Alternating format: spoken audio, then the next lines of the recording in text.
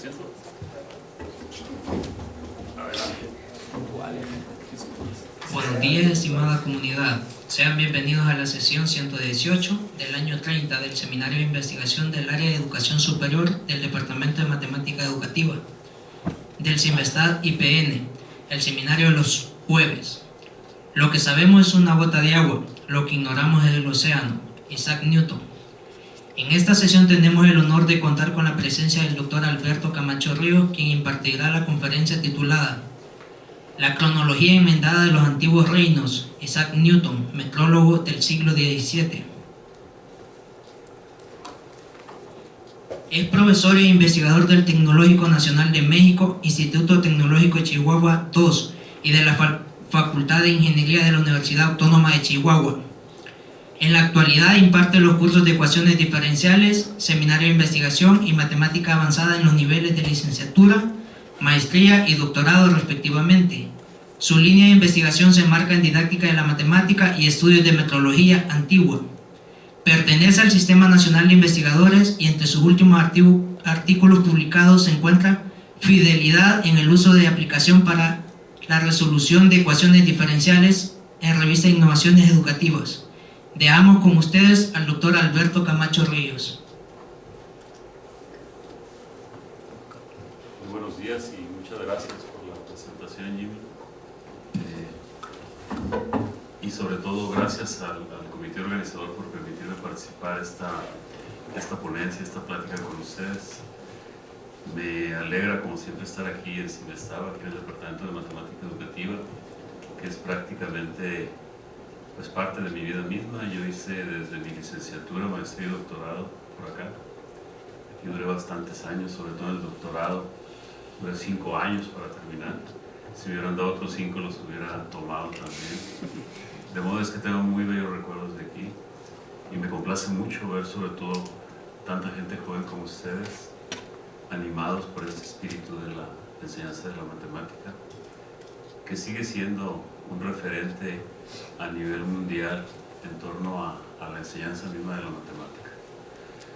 Pues voy a hablar un poquito hoy de este libro de Newton, un poquito nada más, de la cronología de los antiguos reinos. Amended es algo así como reconstruidos, de modo que cuando yo pensé que ya Newton estaba agotado, al menos en lo que a mí se refiere, para reconocer toda esa parte de su conocimiento que nos heredó, sobre todo en este bello libro de los Principia, pues me di cuenta que estaba yo totalmente equivocado, que hay todavía mucho por incursionar y reconocer en Newton, sobre todo en obras como esta. Hablaré a propósito del libro, de un poquito de religión, porque pues justamente en el capítulo al que voy a dedicar la plática, él habla de religión, habla de la religión israelita, y en ese sentido es que voy a hablar de la religión, con todo el respeto a la religión de cada uno de ustedes y a la mía misma. No va en ninguna dirección de la religión misma, sino más que nada en torno a cuestiones de investigación. Es en ese sentido que voy a hablar de religión. Pues así como para empezar, puse por ahí un resumen sobre Isaac Newton. Esta parte, bueno, al menos Newton registra en este libro del que hago referencia las medidas del templo de Salomón, en el capítulo 5 del libro. Y ahí se dice que ese edificio fue levantado con una vara fragmentada en unidades de medida llamadas codos. Esos codos aparecen referidos en la Biblia, son los codos bíblicos, y aparecen, bueno, al menos en toda esta plática que refiere Newton en el capítulo 5 sobre el templo de Salomón. De hecho, ese tipo de codos fue el que permitió levantar el templo de Salomón. Levantar el templo de Salomón, levantar además el tabernáculo, levantar otro tipo de edificios de los que se habla en la misma Biblia. Sin embargo, con esos codos se levantaron esos edificios a partir de una norma meteorológica. Esa norma meteorológica es de naturaleza astronómica, que es lo que voy a platicar, y se encuentra sobre todo en las magnitudes de longitud, área y volumen que determinan todo el complejo arquitectónico del Templo de Salomón. Es lo que voy a intentar demostrar. Para mostrar la relevancia de esas magnitudes del inmueble, destaco que fueron proporcionadas por el dios israelita Yahvé al profeta Ezequiel. Eso está documentado en la Biblia. En una visión que tuvo Ezequiel, Yahvé le dictó las medidas del templo tal como quería que se lo construyera. Por tanto, pues están plasmadas en la Biblia y fueron rescatadas por Newton cuando realizaba un estudio detallado de las mismas. La metrología que se utilizó para el levantamiento del templo es la misma que se usó para la construcción de monumentos egipcios, mesopotámicos, mesoamericanos, y aquí digo demasiado, estoy hablando demasiado, desde unos 3000 años antes de Cristo, así como otros que se mencionan en la misma Biblia, como son el tabernáculo y el arca de Noé. En esencia, de lo que voy a hablar a lo largo de la plática es de un sistema de medición que es transversal a todas estas culturas y que irrumpe desde la época de los babilonios hasta la época de los aztecas. Es el mismo sistema de medición. Eso es lo que voy a tratar de poner en evidencia. Lo que voy a mostrar son solo evidencias de la existencia de este sistema de medición en diferentes edificios de diferentes culturas. Uno de estos edificios es el Templo de Salomón que menciona Newton.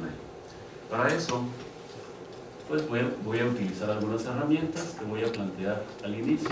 Voy a hablar también del libro de Newton, principalmente de las magnitudes del Templo de Salomón, y pasaré después de eso a hablar de un templo que se llama Templo de las Caritas, que se encuentra en Zempoala, Veracruz. Ese templo fue de los primeros que reconoció seguramente Cortés cuando llega por Veracruz hacia México, y afortunadamente pues he rescatado las medidas de ese templo. No puedo hablar de ningún monumento si no cuento con las medidas originales, de modo es que a través de las medidas de su metrología es que voy a plasmar este sistema de medición al que hago referencia. Y finalmente hablaré de este artefacto que se encontró en Teotihuacán, que es un disco tipo solar del dios muerte teotihuacano, que es el que aparecía en la primera diapositiva. Muy bien, mis herramientas. Esto inicia con lo que se conoce como círculo horario. El círculo horario, sabemos, tiene 24 horas. Vale. Es el que asumimos y utilizamos actualmente. Este círculo horario se utiliza desde la época de los babilonios. Los babilonios lo reconocían en minutos y en segundos. O sea, bastaba con multiplicar por 60, como lo hacemos actualmente, y por 60 de nuevo para llegar a los segundos. Voy a partir de estos 86.400 segundos, que es lo que tiene un día, 86.400 segundos. Insisto, esto era reconocido desde la época de los babilonios. Los egipcios igual lo utilizaban, los mexicas aquí en México lo utilizaban. Estos 86.400 segundos se dividen en un producto de 384 por 225. Se dividen en un sinnúmero de productos. Este es uno de ellos. Estas dos magnitudes corresponden, así como aparecen aquí, a segundos de día, porque pues salen de los 86.400 segundos. Pero en el sentido de las revoluciones planetarias, este número corresponde a lo que actualmente se conoce como año lunar sinódico. Así se conoce todavía. Si uno mira en internet, ¿qué es el año lunar sinódico? Te lo van a poner como 384 días. Ahorita claro que es un año lunar sinódico y que es un año lunar sideral, o bien un mes y un mes sideral también. Y este otro que aparece aquí, este 225, corresponde a la revolución sideral del planeta Venus, que también se concibe en la actualidad más o menos como de 224.6 días. Cambié de segundos a días porque así se reconocen en la actualidad y así se les reconoce desde la época prehistórica. El año lunar de 384 días se acepta como tal desde la prehistoria, que es lo que mencionaba ahorita. Este se descompone de 13 meses lunares o 13 meses sinódicos de 29, 53, 84 días, justamente así, cada uno. O sea que pues puedo dejar el producto de los 29, 15 días por 13 y me queda el 384. Actualmente también se reconoce así. Esto deviene a los babilonios, a los egipcios, a los mexicas, etc. Otro año lunar también, que se llama año lunar sideral, que también se reconoce actualmente, es aquel de 12 meses lunares de 29.15 días. O sea que si este lo multiplico por 12 me queda un año lunar sideral. También así se reconoce actualmente. Este también se descompone de 13 meses siderales. Si lo divido entre 13 me quedan meses de 27.26 días.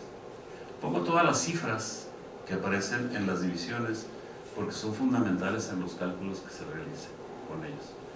De este modo, este círculo horario de 86.400 segundos, visto en días, se acomoda a otro producto de 29-25 días multiplicado por un mes lunar sinódico. Este es otro producto que surge de ahí. Pero esos 29-25 días de ese producto, o sea, es esta cifra de días, es el producto además de 5 ciclos sinódicos del planeta Venus. O sea, si yo multiplico esto por esto, me quedan los 29-25. Pero también lo es como a 8 años solares de 365-625 días. O sea, agrupa ambos productos. Todo surge pues de ese círculo horario, hasta ahorita. Además, también está contenido 13 revoluciones siderales del mismo planeta Venus. O sea, si multiplico esto por esto, me queda también 29-25. O bien 3.75 revoluciones siderales del planeta Marte. Todo eso aparece ahí, en esta cifra, contenida a su vez en los 86.400 segundos. Solamente que acá son días. O sea, el sistema es muy diverso. Puedo estar hablando de segundos en el contenido de sus cifras, o puedo estar hablando de días, o puedo estar hablando de pies egipcios, de codos egipcios, de cifras mexicas, etc. Es diverso en ese sentido. Además de los meses y revoluciones de la luna que acabo de mencionar, se desprende este número, que es muy parecido al pi. De hecho, va a tener la misma función. Este se deduce de multiplicar un año lunar sinódico por un mes sideral lunar y dividirlo entre esta cifra. O bien, en contraparte, un año lunar sideral por un mes sinódico lunar por la misma constante. De ahí se deduce ese pi. Este pi va a aparecer en todas las medidas de todos los edificios de las diferentes culturas. Y lo voy a dejar ver más adelante. Como es un número racional, se puede acomodar como este cociente que aparece aquí. Es muy sencillo. Bueno, en ocasión que estuve el año pasado por acá, aclaré que este metrólogo italiano en 1971 escribe un libro sobre historia de la metrología. Él asume en ese libro que, según los egipcios, el círculo máximo que pasa por los polos fue estimado por los egipcios en 86.400.000 codos geográficos, que era uno de los fragmentos que aparecía en su cinta de medir, por así decirlo. ¿Sí? Lo curioso es que habla de 86.400.000 codos geográficos. Es decir, ahí aparece el círculo horario, pero en codos geográficos, multiplicado por 1000. No es casual, es una manera de utilizar el círculo horario para pegárselo al círculo máximo que pasa por los polos de la Tierra y tener una medida de ese círculo máximo. Si eso es cierto, lo que dice este Chini, de acuerdo a sus investigaciones, entonces yo puedo dividir este perímetro, porque es un círculo, entre 2pi, pero este pi que menciono, y obtener el radio de la Tierra en codos geográficos, que viene siendo esta magnitud, 13,753,255,21. Pero además lo puedo acomodar de esta manera. Esto significaría un radián desde esta perspectiva, 180 entre pi1, pero este pi1 que menciono, y esta cifra de acá sería la magnitud de un arco de un grado visto desde el centro de la Tierra. Si 360 grados son esta magnitud, entonces un grado sería este. Significa que el radio de la Tierra la puedo descomponer o la puedo acomodar así, tal y como se puede hacer con el radio de la Tierra en la actualidad, pero utilizando el pi normal. Bien, voy a agregar algo más. Esta mujer, Morrison Tessa, escribió este libro sobre la reconstrucción del Templo de Salomón de Newton, una idea semejante a lo que estoy yo trabajando, pero desde el punto de vista de la arquitectura. Ella menciona aquí en este párrafo cómo Newton, a lo largo de los años que van de 1660 a 1680, estaba ampliamente influenciado por la religión o por el dios israelita que menciona en sus trabajos. Dice que en este periodo que transcurre en esta década, Newton realizó trabajos sobre teología, profecía, historia, corrupción de la iglesia, cronología del Templo de Salomón, al mismo tiempo que trabajaba en los Principia. Los conceptos detrás de esos proyectos se quedaron con él hasta su muerte en 1727, dice ella. Los últimos borradores de sus papeles no publicados tuvieron que ser reescritos años después de las obras originales anteriores, tratando de eliminar a Dios de ahí porque estaba totalmente influenciado. Sin embargo, ella dice que en el Scholium general de los Principia, todavía en las últimas versiones que salieron después de su muerte, aparece Dios como el generador del movimiento de los cuerpos en el espacio. O sea, Dios es el motor que permite generar el movimiento de esos cuerpos. Esos borradores pues fueron algunos saneados, dice ella, y además conservados por el mismo Newton para un público pues ya más apegado a cuestiones científicas que religiosas. Sin embargo, en esta época están toda la influencia de Dios de por medio en sus escritos, no en balde en el Templo de Salomón. Este es el libro de la cronología de los antiguos reinos, se publicó un año después de su muerte, está escrito en inglés, es un inglés totalmente latinizado de esa época. Puse por ahí esa imagen de Newton. Este es el capítulo 5, aquí inicia. Observen el capítulo como al margen de lo que empieza a escribir va citando principalmente referencias bíblicas de lo que va encontrando, de lo que va describiendo. Aquí a Ezequiel, Reyes, Ezequiel. Lo que hace Newton para escribir este libro es reconocer todo lo que se encuentra primero en la Biblia, en el Talmud judío, principalmente todas las obras que antes de él se escribieron relacionadas con el Templo de Salomón. O sea, ve a todos los escritores desde la época israelita hasta su momento de vida, y es muy acucioso, muy metido en reconocer todo lo que hay, un investigador en toda la línea, y lo hace por dos cuestiones fundamentales. Primero, que el Templo de Salomón se construye por primera vez más o menos en el año 690 a.C. Lo construyó Salomón. Salomón es hijo del rey David, de las mañanitas, ¿sí? Este Salomón lo construye, pero ya desde entonces hay una pugna muy fuerte con los israelitas.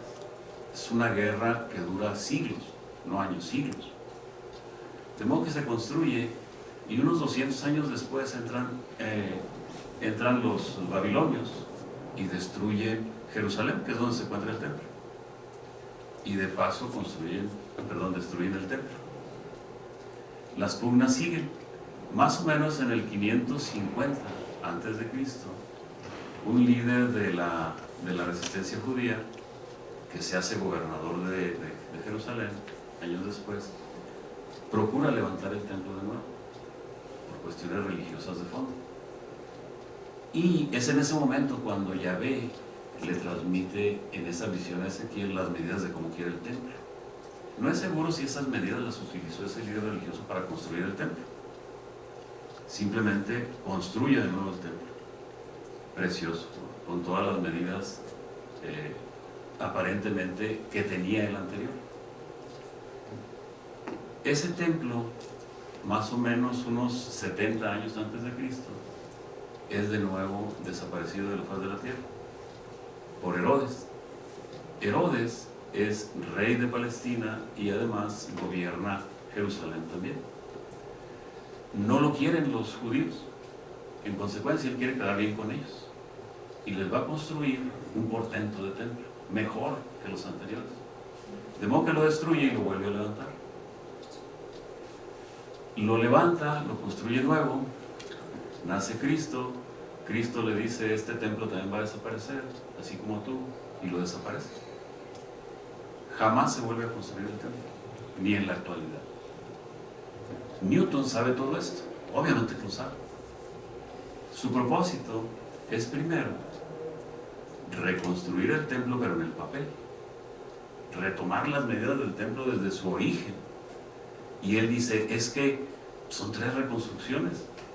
El templo, pues las medidas ya se perdieron, es difícil recuperarlas. Pero ¿cuál es el propósito? O sea, ¿por qué se somete tanto a ello? Eso es muy sencillo. Está tan sometido al Dios israelita que dice: es que esas medidas se las dictó Yahvé a Ezequiel. Son medidas sagradas, sagradas. Entonces su búsqueda va hacia allá, hacia lo sagrado de las medidas.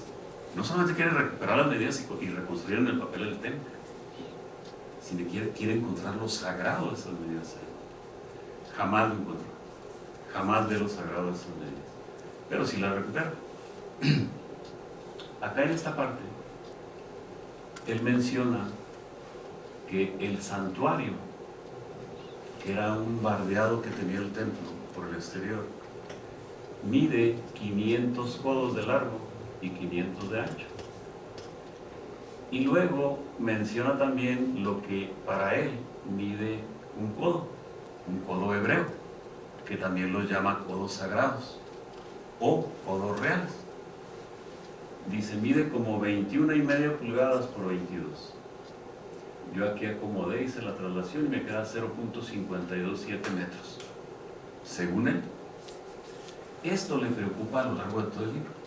O sea, quiere precisar en la medida del codo, porque es el codo con el que se construyó, con el que se reconstruyó y levantó el templo en 3 ocasiones. Además, es un codo bíblico, sagrado en ese sentido. En fin, aquí hace una primera propuesta de lo que mide un codo sagrado. Luego, en otro libro que se llama Una disertación sobre el codo sagrado de los judíos de diferentes naciones, él retoma unas medidas que hizo este investigador también inglés, que visita Egipto en una cierta época antes que Newton. Newton nunca estuvo por ahí. Este señor John Graves, que era astrónomo, visita las pirámides egipcias. Entonces, las pirámides, cuando las visitan, están saturadas de arena, o sea, es imposible siquiera medir las bases, que era algo interesante, ¿no?, para ellos. Entonces lo que hace es meterse a una de las cámaras de la pirámide principal, la de Giza, y logra obtener las medidas de una de las galerías en pies ingleses. Aquí aparecen estas 3 medidas. Esas medidas las toma para sí Newton y dice: no, pues de aquí determino yo lo que es el codo real. Fácil. Él dice que un codo real de Memphis, en la misma región egipcia, es como 4 veces un codo real egipcio normal. Y de ahí deduce las medidas en codos reales, estimadas por Graves, en pies ingleses. Aquí aparece. Yo saqué un promedio de las 3, aquí está. Las trasladé a metros y me quedó de nuevo esta magnitud. Esta es otra aproximación que hace de lo que es el codo real. Para él era fundamental, era muy importante. Bueno, también para mí. Después, bueno, en ocasión que estuve aquí anteriormente, mencioné también que este mismo Stecchini, este metrólogo italiano, mencionaba que el codo real, este que menciona Newton, debía ser de 0.525 metros. Yo digo que no, es de 0.5248 y toda esta cifra de acá. Y voy a aclarar por qué. Bueno, porque así me funciona simplemente. Pero además, este Stecchini menciona otro codo geográfico, otro codo, que le llama codo geográfico egipcio. Él lo menciona en punto 461693 y yo lo acomodo en 0.4619 y toda esta cifra. Quiero aclarar que los dos codos están en la Biblia. El codo real, o sea, el codo, digamos, que analizó Newton, se le conoce como codo largo en la Biblia, así lo menciona. Y el codo geográfico lo mencionan como codo corto. Y en la misma Biblia, los que hacen traducciones de la misma a lo largo de los siglos, mencionan una aproximación a ese codo, que es falsa, realmente. No son las medidas reales. Bien, este codo geográfico que menciona Stecchini y que yo lo reacomodo después, realmente es esto que aparece aquí. Es el producto de 3 cifras, es 0.104 por el pi1 que mencioné hace rato y por la raíz de 2. Ese es el codo corto bíblico. Y el codo largo, con el que batalló Newton, que es este, que yo reacomodo, es el producto del codo corto, o codo geográfico, por esta magnitud. Pero esta magnitud es una constante astronómica que se deduce de la proporción de las revoluciones planetarias de Marte. Esta es la revolución sinódica de Marte, tal y como se acepta en la actualidad y la aceptaban hace siglos. Y esta es su revolución sideral, casi la misma, tal como se acepta en la actualidad.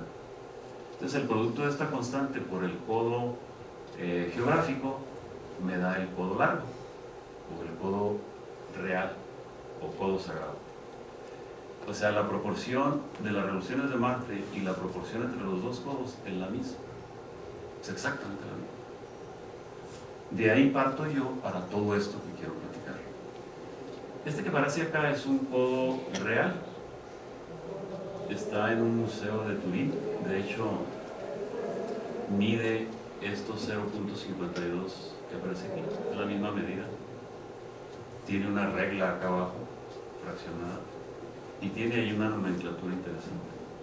Pues bien, de modo que a través de todo esto es muy sencillo trasladar magnitudes, por ejemplo, metros a codos geográficos.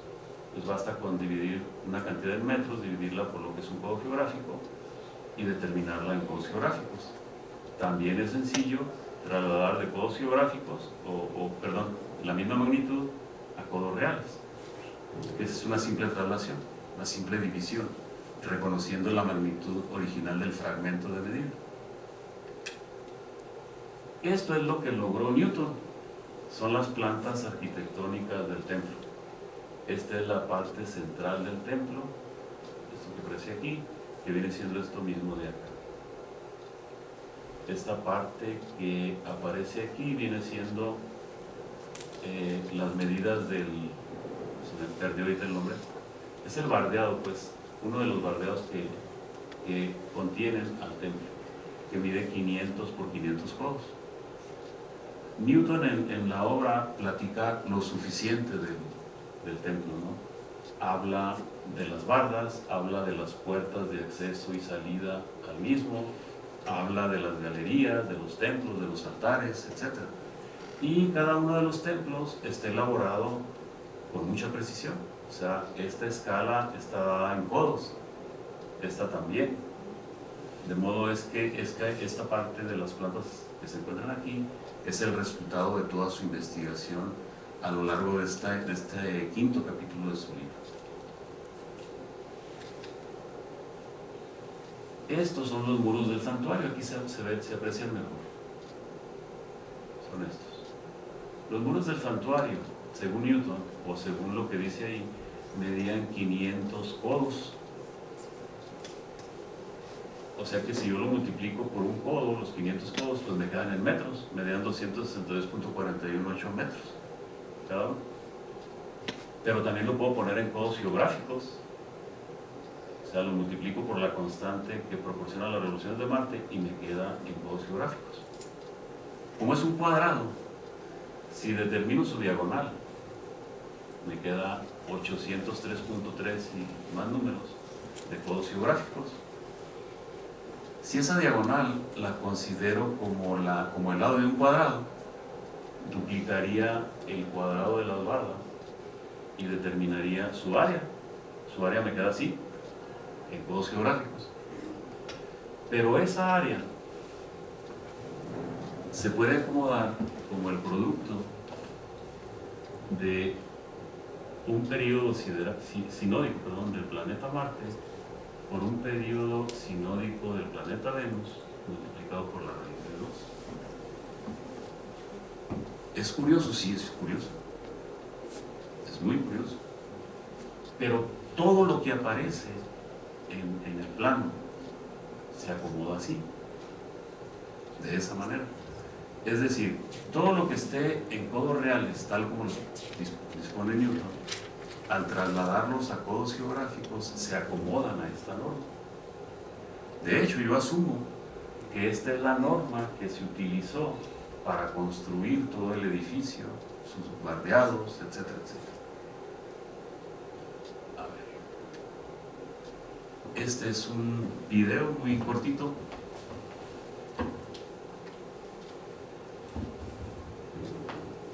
No sé si se escucha.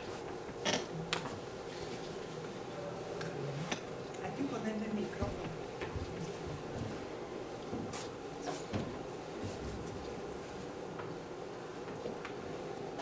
Si no, no importa. Ahí se va mencionando las medidas que tienen cada uno de los elementos del edificio principal del Templo de Salomón. Tal como acontece y se menciona en la Biblia, tal y como lo menciona Newton en ese reporte que he comentado.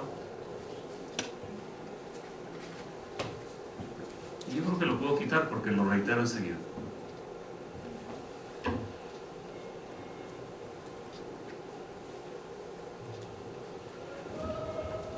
Por ejemplo, en esta parte, Newton y la Biblia menciona que el pórtico principal del templo tenía una base de 20 codos de entrada por 10 codos de ancho, 10 por 20. Si traslado los 10 por 20 codos a codos geográficos, aquí lo hago, determino el área de la base, me queda esto, lo ajusto a la norma que mencioné hace rato, y la norma tiene un residuo que es este. Este residuo me determina la escala respecto a la norma con la que fue levantada esa base. La base se levantó así.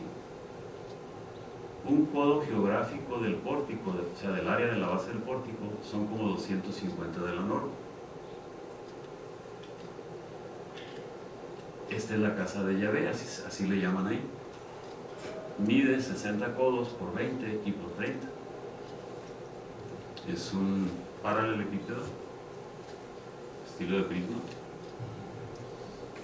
Las magnitudes trasladadas a codos geográficos están aquí, son estas de aquí, estas. El área de la base me queda así, ajustada a la norma, me queda así. El residuo me determina la norma sobre la que fue levantada. O sea, 12 codos geográficos de la norma, no, perdón, de la base, de la casa de llave, son como 500 codos geográficos al cuadrado de la norma. En cuanto al volumen, basta con multiplicar la altura y me queda así.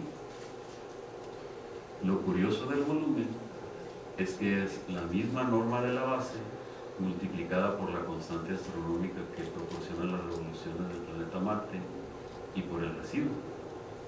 O sea, esta es ahora la norma, pero para el volumen.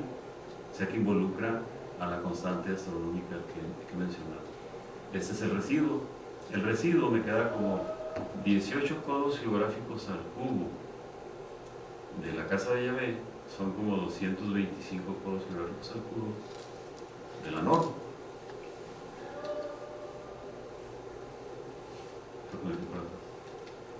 Este es el Santísimo.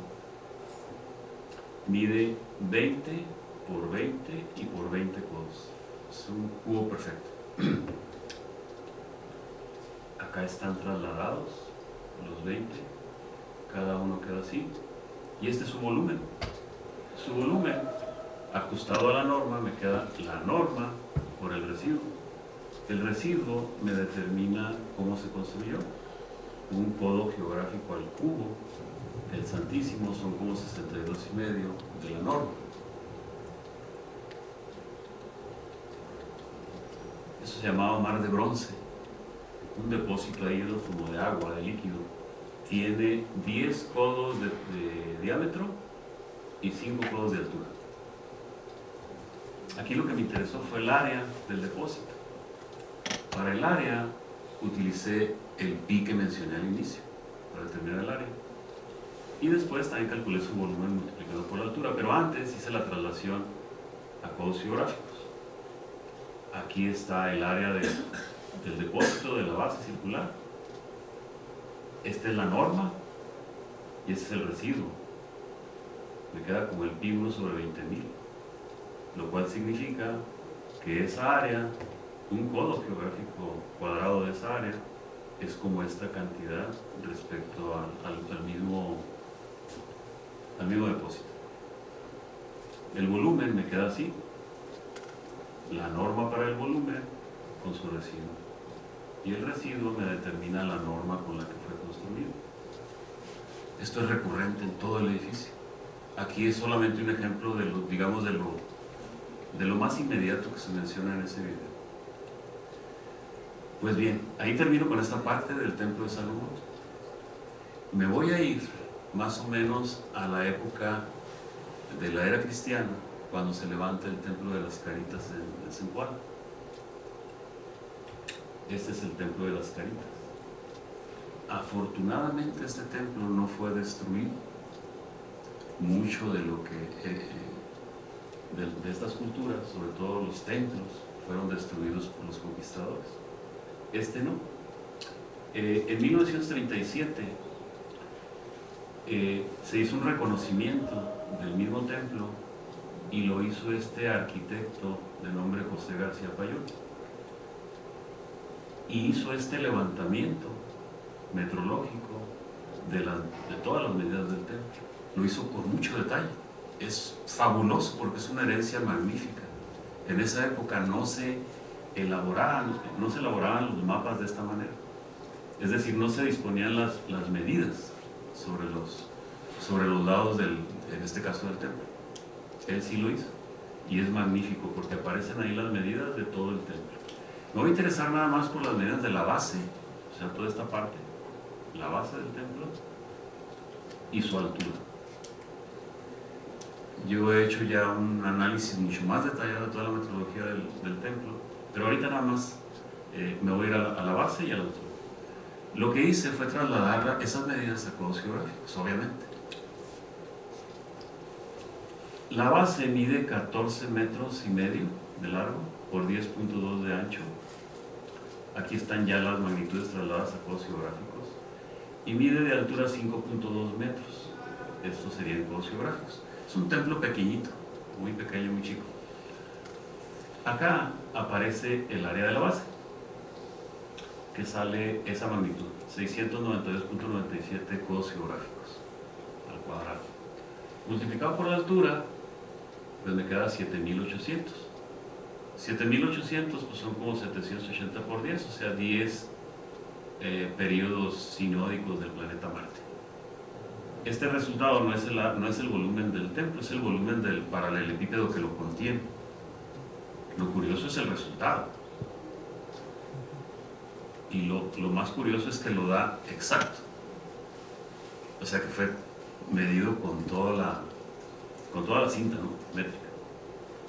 Pero me voy a ir al área para ver cómo es su área. Cómo es ajustada a la norma que se usó para levantar el templo de Salomón. Acá está. Cada una fue determinado su lado en codos geográficos. Y esto fue lo que me quedó. Ajustado a la norma me queda así. Este es el residuo. Pero lo curioso del residuo es que aparece el pi1. El pi1 se supone que debiera aparecer en magnitudes circulares, y no, aquí aparece en el área de la base. Y lo peor del caso es que aparece 2925, que es un número que surgió de los 86.400 segundos del círculo horario, que se divide en 585 por 8, no, por 4, por 5, creo. De modo que si se divide, pues se va este con este y queda nada más esta parte de acá. Pero además, si el radio de la Tierra con el que empecé la plática lo divido por la altura del templo, me queda esa magnitud,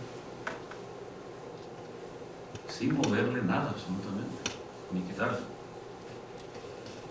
O sea que la altura la puedo poner en función del radio de la Tierra, como esto que aparece ahí. Casualidad, curiosidad, quién sabe. Eso acontece ahí.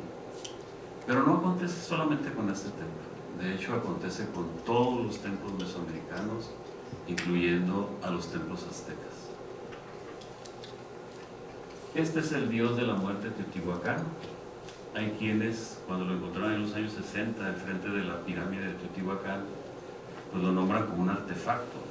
Ya está semidestruido en una gran parte, pero afortunadamente midieron originalmente las magnitudes. Tiene 2 diámetros, que son estos dos, y tiene un espesor de 25 centímetros. Eso es lo que aparece en los periódicos, de ahí saqué yo esa información. Aquí los trasladé a codos geográficos, así como están en centímetros, los trasladé a codos geográficos. Observen además que si uno cuenta estas ranuras que aparecen ahí, contabiliza uno 20 de este lado, y obviamente que habría simétricamente otras 20 del otro lado. La proporción entre los diámetros ya trasladados a codos geográficos es este número. Pero este número es muy curioso. Es la raíz cuadrada de 585 entre 384, donde esta es una revolución sinódica del planeta Venus y esto es un año lunar. O sea que si le saco raíz a esto, me da esto.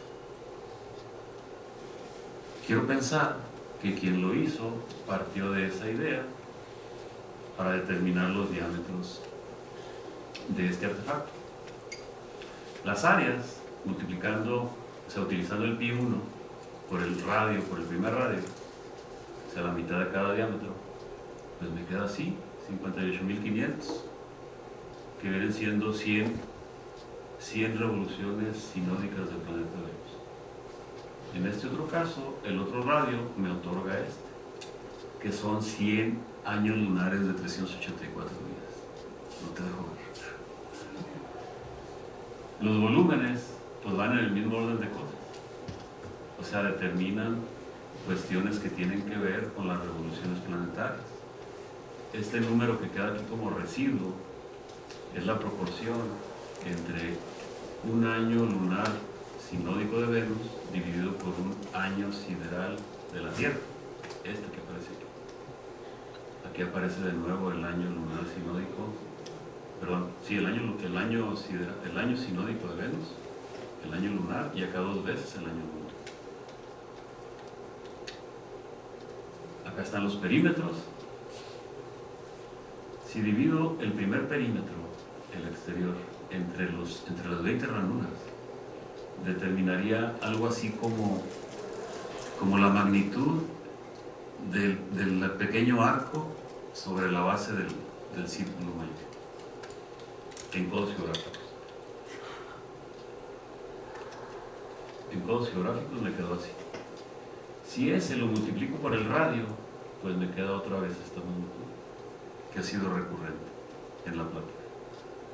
Hago lo mismo con el otro diámetro, lo divido entre 20, esta sería la magnitud del arco, que multiplicado por el radio me queda 10 años lunares de 384 días.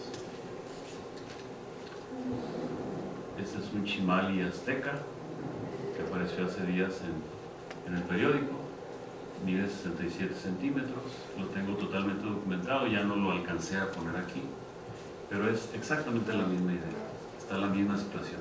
Al parecer lo traía Moctezuma II como escudo, se lo robaron del país, estuvo fuera muchos años, ahora ha sido recuperado y está reintegrado por ahí en uno de los museos.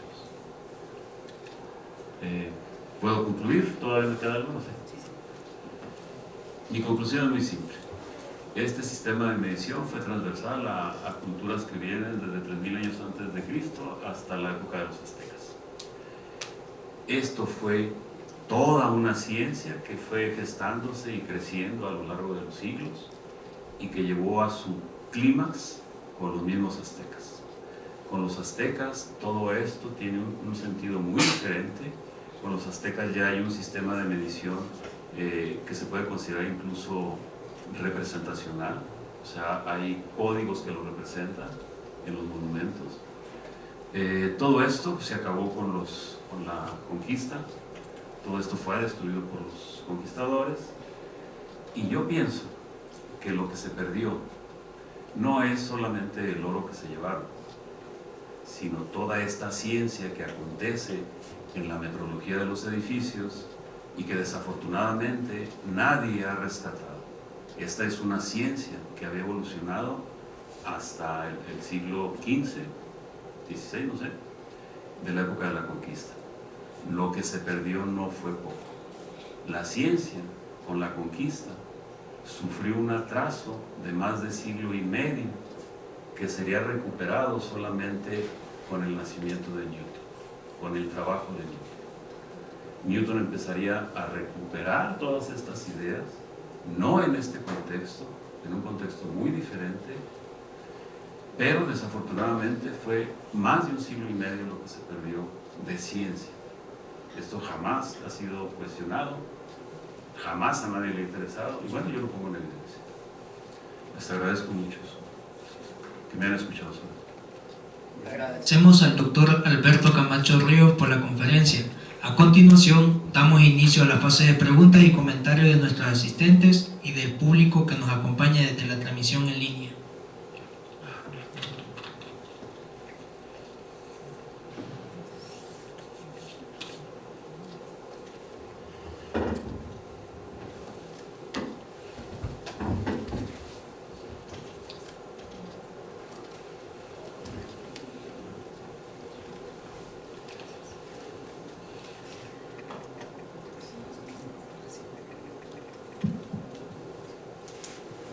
Sí, buenos días. Sí, gracias doctor por la presentación. Voy a hacer algún comentario primero y luego quizá unas preguntas. Yo creo que desde la presentación del año pasado, que también tuve la oportunidad de estar acá, hay muchos datos que son así como muy interesantes, ¿no? Entonces llama mucho la atención y es a cierto punto una investigación como muy atractiva en ese sentido porque llama mucho la atención. Y creo que se puede hacer un montón de investigación alrededor de eso. Para empezar, un dato bien interesante es la aproximación del Pi 1, que ya lo había presentado también el año pasado. Entonces me parece bastante interesante y principalmente el uso que se le da a esa aproximación de pi, tanto en los cálculos con la circunferencia como por ejemplo en el área. Entonces tengo como dos preguntas. La primera es sobre esta raíz de 2 que aparece en diferentes datos. Mi pregunta es el dato que faltaba para completar la equivalencia? ¿O es una constante que le está saliendo en los datos que está calculando? ¿O de dónde viene esa raíz de 2? No, la raíz de 2 aparece porque tiene que ver con el área de las bases de rectángulos o cuadrados. O sea, aparece por esa razón.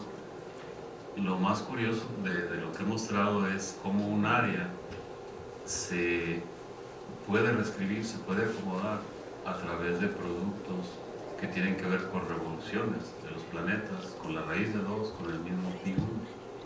Eso es lo más curioso, pero la raíz de 2 aparece como consecuencia de que tiene que ver con las áreas de las bases. Ese es mi punto de vista. No tanto porque sea algo que tenga que aparecer ahí, no. Aparece, según yo, por esa razón. Okay. Bueno, me preguntaba al hablar de esto desde la entrada, ¿no? Desde la introducción, desde que leí su resumen, me dije, ok, entonces está buscando esa transversalidad de ese sistema de medida en diferentes tiempos y en ese sentido, monumentos o construcciones históricas. Entonces yo decía, bueno, pero para hablar de transversalidad de un sistema de medida, tendríamos que hablar de cierta equivalencia de medidas, es decir, por el tiempo, ¿no? Entonces, en el momento de la explicación salen como dos codos, ¿no? El codo sagrado, que sería el codo largo, y el codo corto, que le llama codo geográfico. Entonces, una pregunta es, ¿de dónde viene el nombre codo geográfico?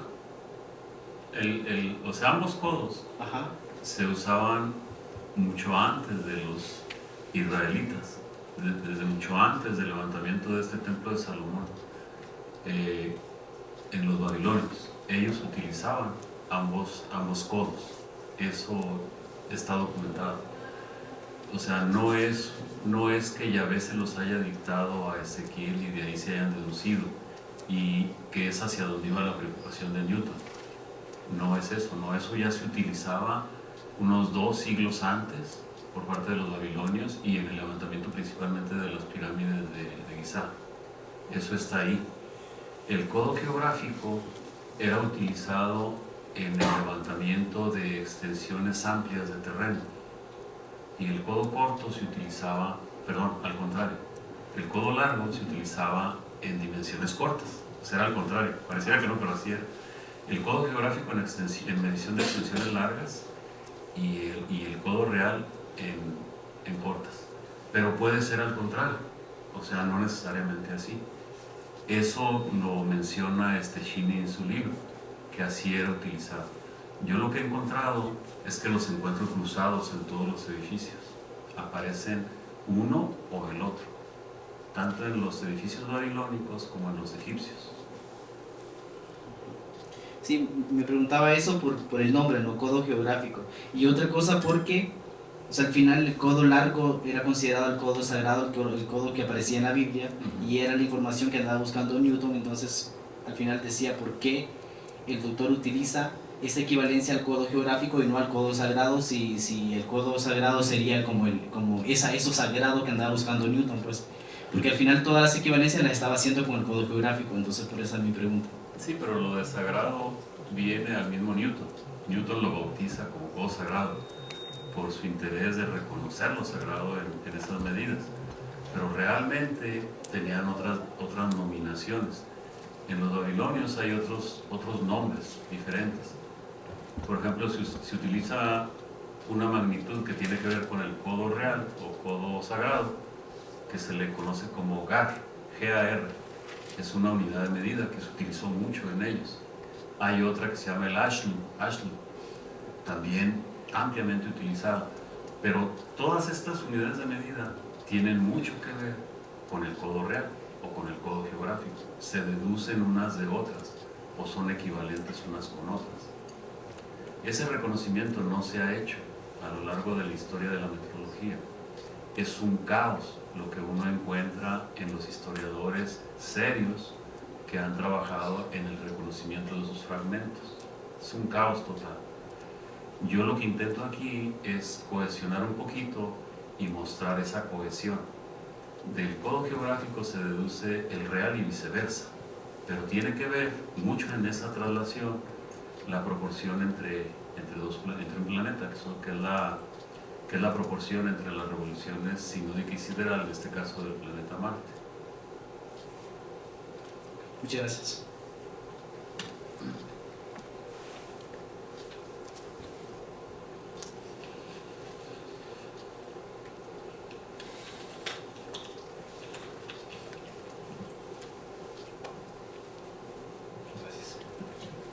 Hola, Alberto. Pues voy a hacer varios comentarios y el primero es que qué interesante, qué interesante estudio, realmente me gusta y me impacta. Entonces creo que tú eres una persona que siempre ha estado buscándole ciertas cosas. Me hizo recordar que por ahí hace mucho tiempo hacías estudios de topografía. Sí. ¿Tú eres ingeniero civil? No, yo soy topógrafo. Topógrafo, ¿verdad? Sí, cierto. Soy topógrafo técnico, pero trabajé muchos años haciendo topografía. Claro. De ahí deviene todo eso. Sí, o sea, así como tu origen, Sí, hasta dónde lo has llevado, ¿no? y además enseñé topografía también. Sí, recuerdo muy bien que platicábamos de eso. Sí, de ahí viene todo esto, ¿no? Porque yo en mis pecados capitales, como decía Rosa María Farfán hace tiempo, pues yo empecé a estudiar ingeniería civil y estudié topografía y fui a hacer levantamientos y demás. Y después la vida es así y después hice matemáticas y mira. Sí, pero lo curioso es que lo sigo haciendo, ¿no? No, Todo esto. por eso es bien interesante. Aquí está la topografía por medio, está la astronomía, está la meteorología, Claro. la geología. En fin, es un sinnúmero de ciencias que están de por medio para medio entender. Sin duda, ¿no? Y eso hace algo muy interesante. Fíjate que tu trabajo como que viene a algo que hemos estado reflexionando. El otro día, después de un examen de maestría o doctorado, ya no recuerdo, hace poquito, con Ricardo en la deliberación, a los que estábamos ahí, hizo un comentario y dijo: deberíamos de aprender a hacer investigación, no solo dirigiendo tesis. Fíjate que es como una constante que está en los medios, en los departamentos, etc. La gente gradúa, ¿no? Entonces para eso se hace investigación, para graduar a alguien. Pero no solo decir, estoy haciendo una investigación y mis resultados son tales, pero no me importa si gradúo a alguien. Esto solo hace un ambiente, una esfera así del saber, pues, o sea, de hacer investigación, de tener datos y demás. Me parece que tu trabajo para esta reflexión muestra a un personaje como tú que le ha gustado hacer investigación en esta dirección y que seguramente también has graduado, pero lo que quiero decir es, a priori, pues estás haciendo una búsqueda de elementos que a ti te interesan y entonces pues, te comportas como un investigador, o sea, simplemente lo investigas. Unas cosas sabes, otras cosas no sabes, otras dices, pues quién sabe aquí, pero ¿cuántos años tienes de estar haciendo esto? De esto, pues compartido con lo otro, Claro. unos 8 años más o menos. Sí. Bueno, en realidad son más. Hasta más, yo pensaría que desde el más. nacimiento mismo de la topografía, ¿no? Claro. Está todo esto. Seguramente. Es complejo, es muy complejo. No, sin duda, ¿no? O sea, porque fácil me pueden preguntar, bueno, ¿y dónde están esos números ahí en los templos? Claro. No vas a ver nada de eso. Y haber encontrado un dato diferente al otro, Ajá. etc. Y tú has incursionado con historiadores, ¿no? O sea, tú has ido a eventos de historiadores. Intento en lo posible, pero es muy complicado. Sí, O sea, por ejemplo, es otra disciplina, ¿no? platicar con un arqueólogo de esto, pues no, ni se va a poder. Claro. Porque el arqueólogo tiene una definición muy determinada en su quehacer. No le interesa. ¿Sí? Platicar con un metrólogo, pues quizás, pero ¿dónde los encuentras? ¿No? Metrólogos casi no hay. Con un arqueólogo, un antropólogo es la misma. Entonces todo este quehacer de una buena cantidad de profesionales hace más compleja la investigación, en el sentido de difundirla, por ejemplo. Si yo envío esto a Relime, por ejemplo, me dicen, no, estás loco, eso no entra en Relime, eso no entra acá, eso no entra acá. O sea, vas para atrás, para atrás, para atrás. Es más, no hay dónde. Así de sencillo. No hay dónde difundir. Es muy complicado. Este es un foro magnífico, sobre todo con jóvenes, ¿ya? En los cuales, Gracias. en los cuales está esta inquietud, ¿no? Es fabuloso plantearlo. Claro. Sí, entonces era más bien hacerte ese comentario general porque me parece muy interesante. Y claro, o sea, ya pensando en el contenido, pues uno alcanza a ver lo que es el conocimiento matemático, cómo aparecen patrones, aparecen regularidades, y esta idea de la transversalidad, ¿no? O sea, decías transversal, desde una época hasta tal vez cierta actualidad. Y es impresionante ver los comportamientos del conocimiento matemático. A mí, en lo general, me gusta tu trabajo. O sea, evidentemente habría que leer más para entender ciertos detalles de ciertas cosas que se afirman ahí. Yo no sé si esto lo tienes publicado en algún sitio, ya ahorita marcas que es difícil tu trabajo ubicarlo en algún tipo de Algún revistas. par de artículos nada más que Ajá. han salido por ahí, sí, sí los he logrado posicionar. Envié uno, esto justamente lo de Newton lo envié a Bolema. Ujú. Está muy bonito, está precioso, pero no, aquí no cabe. Lo mandé a una revista que tiene que ver con arqueología prehistórica en España, me dijeron lo mismo. Y bueno, pues ahí está, ¿no? No pierdas la esperanza. No pierdo la Vas esperanza. a ver que sí. Tiene que haber un sitio. A mí me parece, por ejemplo, que el artefacto de Teotihuacán,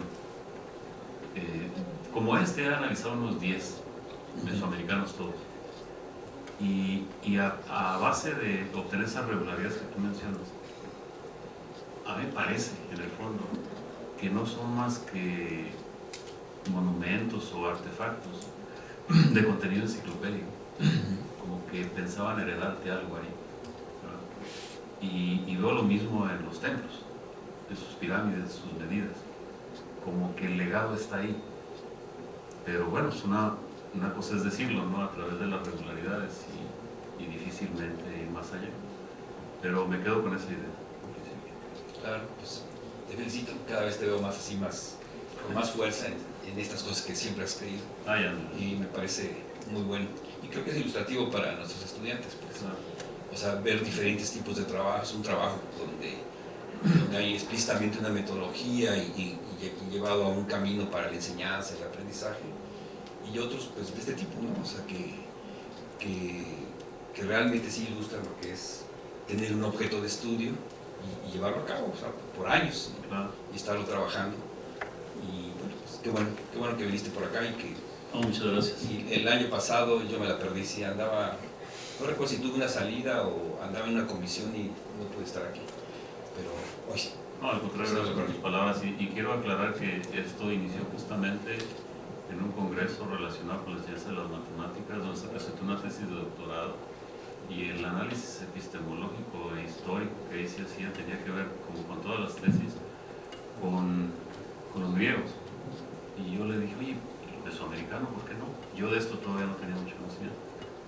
Y lo agarré así como de sorpresa, era un joven colombiano. Y me dijo, te juro que voy a tomar esa componente. Y yo me salí de ahí, dije, ¿y por qué no la tomo yo? Y de ahí nació todo esto. No he parado ya desde entonces. Claro, muy bien. Pues, Gracias, Francisco. mucho gusto.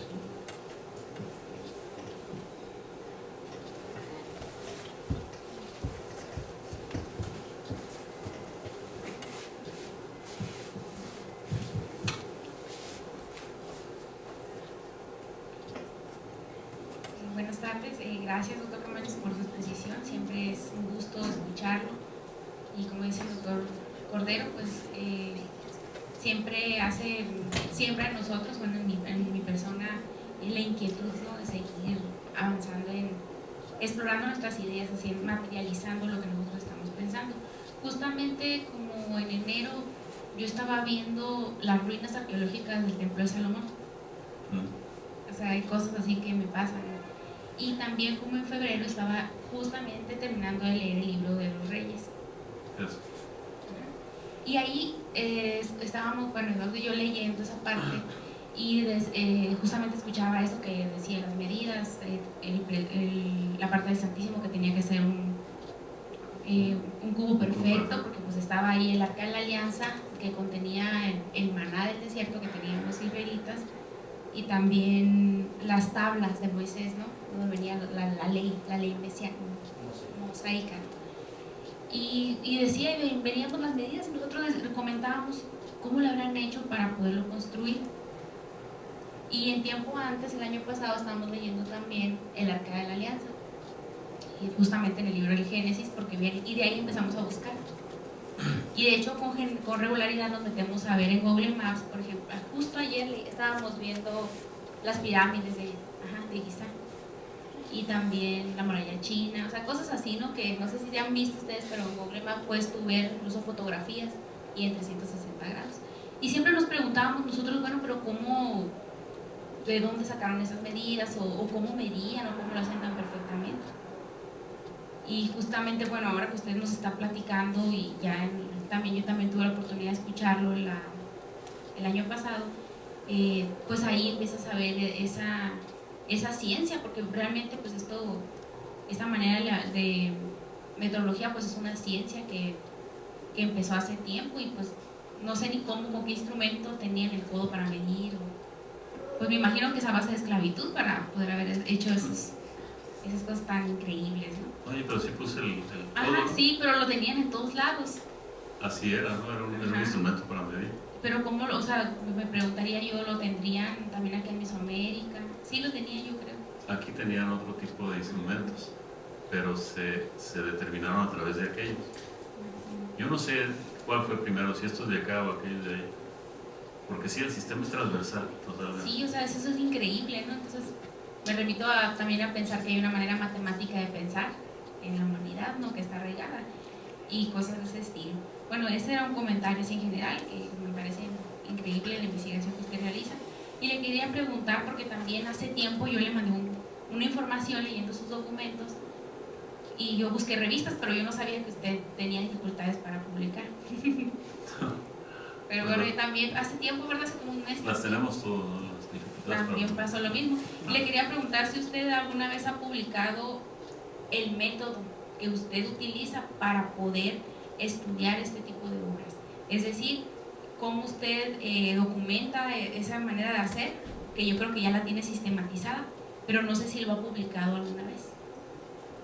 Bueno, publiqué uno al cerrar el año pasado, una revista sobre arqueología iberoamericana en España, y tiene que ver justamente con las pirámides. Fue algo de lo que comenté en ocasión anterior.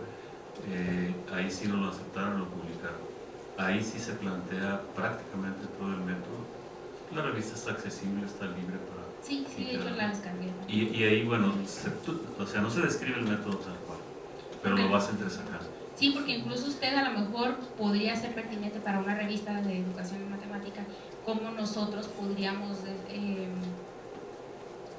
hacer un análisis histórico epistemológico a través de la metodología de cualquier templo o lugar o edificio, y podría documentarlo como un método, un método Camacho.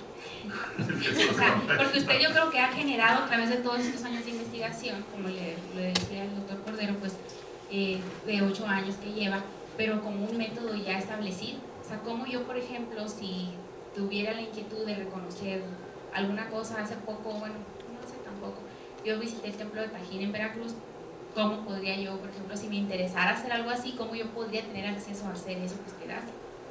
Ah, bueno, pues te fijaste, lo que yo hago ahí es retomar pues medidas confiables. Mucho de lo que se encuentra actualmente en los edificios mesoamericanos y por donde vayas son ya reconstrucciones, restauraciones, y es muy complicado, ¿no? ya retomar de ahí. Quizás entresaques ideas, pero no es lo concreto. Entonces, por ejemplo, este templo de las Caritas pues es de 1937, afortunadamente apenas descubrían el templo, o lo redescubrían, y tomaron las medidas tal cual todavía. Eso es muy confiable y muy valioso. Difícil es tomar medidas de templos ya restaurados. Por eso la preocupación también de Newton, ¿no? Lo que pasa es que pues, lo destruyeron en 3 ocasiones al templo de Salomón, las medidas ya no caben, ya no son, hay que investigar de nuevo las medidas originales. Su manera de hacerlo es muy valiosa, o sea, si tú miras el trabajo de Newton así en ese sentido, es exagerada la introspección que hace, exagera para todo, es una locura de trabajo. Además trabajó más de 50 años en ese libro, más que con los principios, así de sencillo, ¿no? Es un trabajo exagerado. Pero sí te entiendo. Sí, porque a lo mejor si usted documentara, o sea, usted ya lo sabe. Cada vez que toma algo, me imagino que nace su inquietud, ve en el periódico algo que Sí. acaban de encontrar y usted vuelve a hacer lo mismo. Pero ya tiene la habilidad, por ejemplo, cuando Melvin le decía, pero es un año sideral o porque la raíz de 2, entonces usted ya empieza a encontrar regularidades, pero ya es un método que usted utiliza y a lo mejor ese método podría ser publicado en una revista de ciencias sociales de las que le envié. Sí, todo inicia con una regla de plástico de esos graduados. Ahí inicia todo, una regla escolar graduada. Sí, porque quizás esos elementos de encontrar o maneras, por ejemplo, de construir, podrían después investigarse para llevarse en experimentaciones. Sí, pero sí sería muy valioso que ese método que usted ya tiene interiorizado para usted mismo nos lo haga saber. Pero en general, es decir, he realizado investigaciones de tantas obras y por lo tanto genero este método y se hace esto y esto. Mejor vamos trabajando con un edificio, con sus medidas, y ahí se ve el método, ahí vamos a sacar todo. Cuando guste, te invito.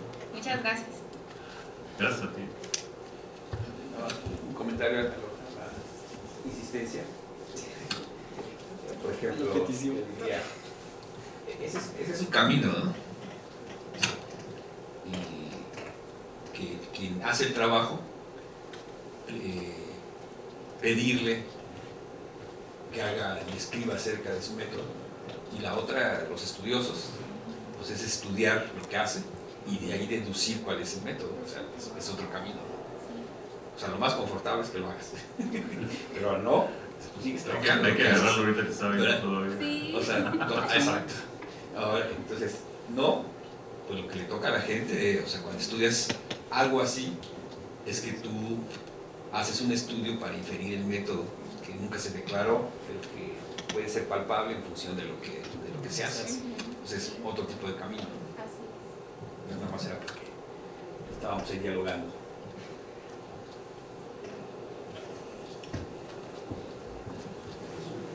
Pues igual que todos, Alberto, muchas gracias. Es muy interesante esto. Y desde la vez pasada yo me quedé pensando en tu trabajo, porque tú sí me mandas tus artículos y yo los veo. Este último que me mandaste, yo pensé que ibas a hablar de eso. No, de eso iba a hablar, pero me quedó muy pegada la presentación. Ya no tendré yo tiempo para preparar algo. Ojalá y me da la oportunidad, hablaría de aplicaciones que tienen que ver para la enseñanza de ecuaciones diferenciales. Sí, claro. Sí. Ese artículo, también el último artículo que me enviaste me pareció muy interesante porque hay muchos trabajos que se hacen usando aplicaciones, Claro. y él lo que muestra en ese artículo es cómo las aplicaciones distorsionan y por lo tanto generan obstáculos didácticos. Así es. Entonces ese es un trabajo interesante que bueno, obviamente si tú vienes a platicarlo sería muy bueno y sería muy útil, sobre todo porque como que ya les tenemos mucha confianza en las aplicaciones, ¿no? Y con este trabajo de las medidas, yo me quedo con la pregunta. En efecto, nos has mostrado cómo es transversal, cómo hay cantidades que se utilizan para medir. Y entonces, yo te invitaría a que sistematices en términos de la pregunta: ¿cómo nuestra mente, nuestra práctica, nos hace medir. Porque es clara la necesidad de medir. Con la propiedad privada tengo que medir. Para todo tengo que medir. Sí, no, pero ya eso ya cuando surge la propiedad privada. ¿Qué es lo que tengo? Antes que no era privado, todo de todos, pues no tenía yo que medir. Entonces, a partir de eso, ¿cómo empezamos a hacer prácticas de medición? Y bueno, sí, los codos geográficos tienen que ver con la determinación del círculo mayor de la Tierra, y por lo tanto a través de ahí generar las dimensiones del radio y demás. Entonces sí queda claro que son geográficos para medir para no medir cosas chiquitas, ¿no? Sí, lo cierto es que a lo largo de toda la plática, de todas las culturas que se mencionaron ahí, cualquier longitud de cualquier edificio lo puedes disponer en función del radio de la Tierra o del círculo máximo de la Tierra. Sí. O sea, se usó como escala para la definición de las medidas de los edificios, el radio de la Tierra y el círculo máximo. Y no solamente eso, se usó con demasiada precisión, con una precisión como la de ahora. Ajá. Esa precisión está de por medio ahí. Y me atrevo a decirlo por lo que he observado y las regularidades que he obtenido en todos los edificios. Y lo dejé ver en el Templo de las Caritas. Yo no muevo nada, absolutamente, nada. Tal cual están las medidas, tal cual surgen las medidas. Oye, ¿y la razón áurea nunca te aparece? ¿La qué? La razón áurea. No, es falso. En estos edificios no aparece la razón áurea. Hay investigadores que afirman que está en muchos de los edificios, yo no lo encuentro. Y trato, o sea, forzo las cosas para que no aparezca. Aparecen otras regularidades, aparecen números irracionales. Todos los racionales, pero números irracionales aparecen. Hay magnitudes que se pueden disponer solamente con números irracionales. Esa locura está ahí. Pero esos irracionales, deducidos de las mismas revoluciones planetarias, de los números que representan la revolución. Por ejemplo, esa raíz que aparecía ahí de 585 es indudable que eso es irracional. O sea, ¿cómo entender eso? Ahora, ¿qué es realmente lo que hago? Pues con esta idea, tratar de a lo mejor no es la palabra, matematizar esa realidad. Es mi manera de ver las cosas. Jamás vas a encontrar esos números ahí pintados, ¿no? No. Pero es una manera de ver esa realidad, de representarla y de matematizarla. Ok. Bueno, pues muchas gracias. Al contrario, gracias, Rosa.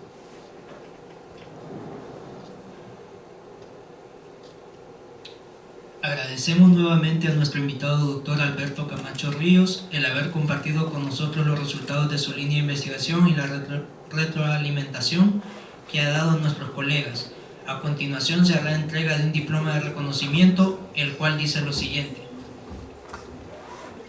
El Centro de Investigación y Estudios Avanzados del Instituto Politécnico Nacional, Departamento de Matemática Educativa, otorga el presente reconocimiento a Dr. Alberto Camacho Ríos por su ponencia La cronología enmendada de los antiguos reinos, Isaac Newton, metrólogo del siglo XVII, impartida en la sesión 118, año 30 del Seminario de los Jueves del Área de Educación Superior, Ciudad de México, a los 11 días del mes de abril del 2019. Firma doctora Rosa María Farfán, coordinadora, Seminario de los Jueves. Y damos entrega de un respectivo recuerdo del Seminario de los Jueves, una pluma. Muchas gracias. Gracias,